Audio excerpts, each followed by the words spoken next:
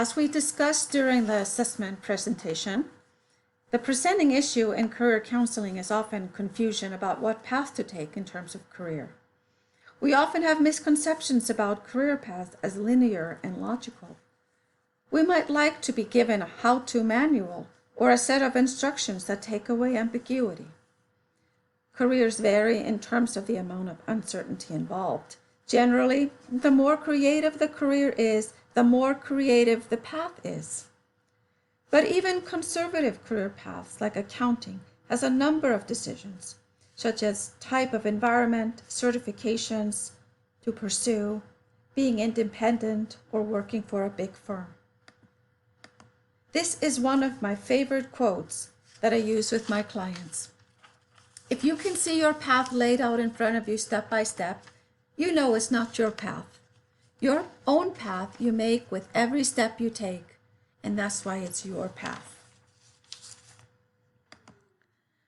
So where do you go from there? How do people come up with ideas on what to look for? They can come from anywhere. We'll talk later about happenstance or capitalizing on chance events. Often assessments generate ideas or confirm what the client might have been thinking. Often paying attention to your own curiosity can lead to fruitful exploration. In the counseling sessions, there are a variety of questions that might generate discussion. Like, what ideas do you already have? Or do you have an occupational daydream? If you could do anything regardless of talent and resources? Or what do you do for fun? These may not generate specific titles to aim for, but often point in a direction or demonstrate talents or hidden desires. Once some general options have been considered, let's say, for instance, the client has liked the idea of connecting others to resources as a theme, we might start to look together at careers in public agencies or nonprofits.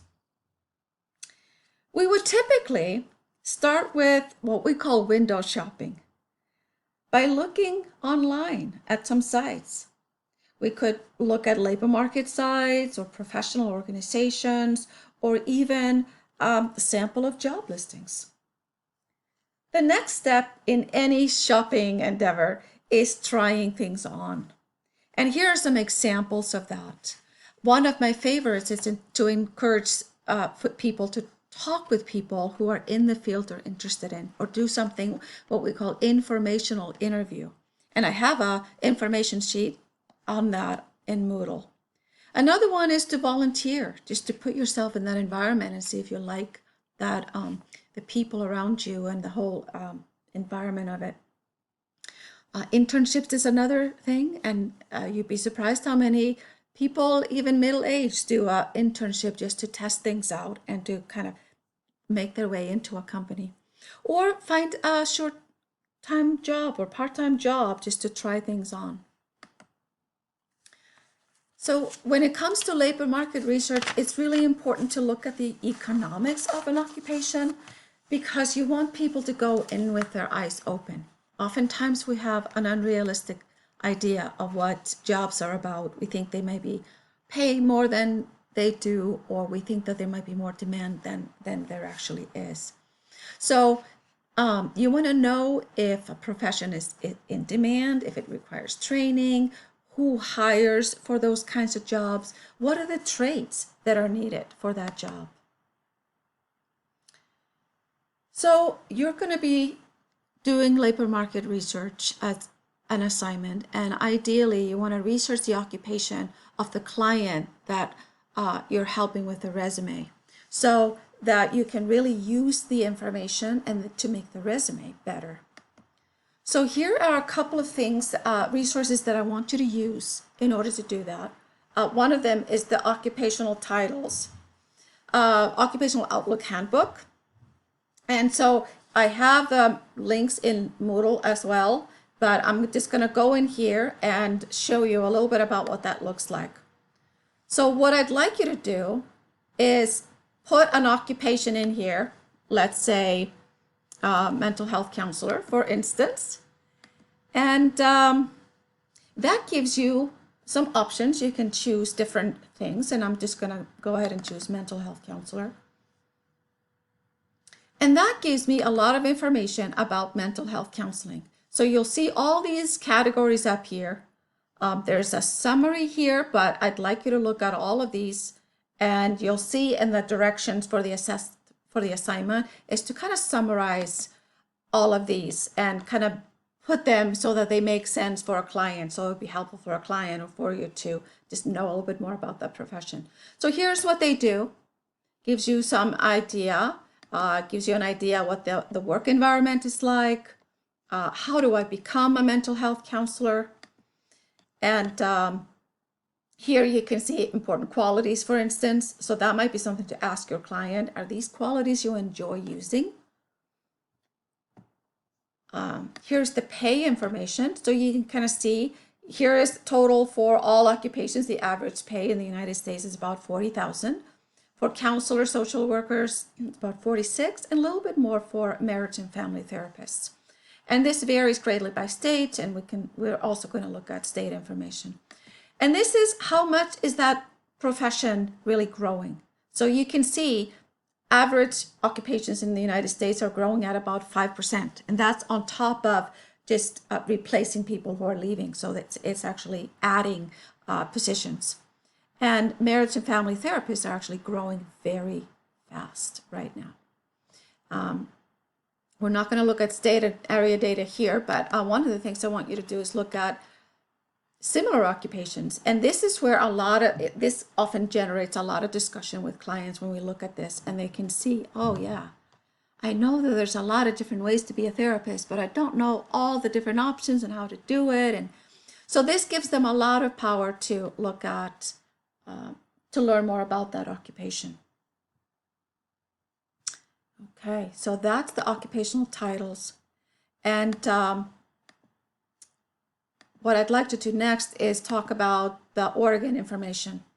So this is quality info, and this is the State of Oregon Employment Department.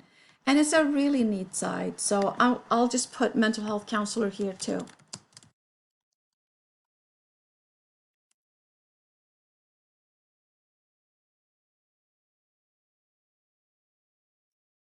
This will give you information. Some of it is very similar to what is even the same video as was the Occupational Outlook Handbook. But it will start with job openings. So these are job openings that are listed with the Employment Department. And so that gives you a little bit of an idea. And below here are listings that are aggregated from different job sites out there. So they're not specifically listed with the Employment Department, but so that gives you just more things to look at. So you can see there's lots of openings. Here are information about licenses and certifications, which might be really helpful for a client to know about. And this will give you the wage range. So depending on where you are in Oregon, so let's say you're in, let's say Mid-Valley. So you can see at the lowest range, it's about $16. At the highest range, it's in the 90th percentile, it's about $40, $50 an hour. So you can see it varies greatly, and just depending on the job and the requirements that they have. And here also it shows you where the jobs are growing. Where are the new jobs?